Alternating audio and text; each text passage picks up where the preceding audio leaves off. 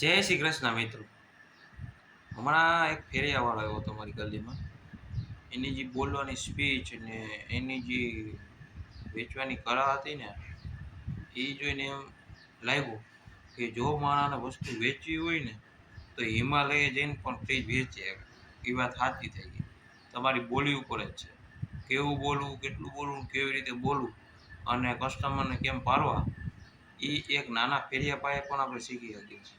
વસ્તુ નાની છે, કિંમત નાની છે, તો જે એની બોલવાની કળા છે, જે એની બોલવાની છટક છે કે આમ એવી રીતે બોલે તો આપને એમ લાગે કે ના, કે માણસો એમાં એ વસ્તુ લઈ જ લે.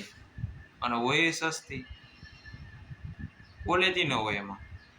એને લીધે માણસ છે ને સસ્તું અને થોડીક ઓછી ક્વોલિટી હોય એટલે માણસો લઈ લે છે, થોડુંક સસ્તું પડતું.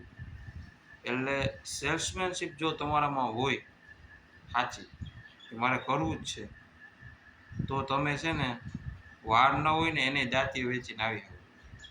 એટલી હિંમત ધરાવે છે સેલ્સમેન. જય શ્રી કૃષ્ણ.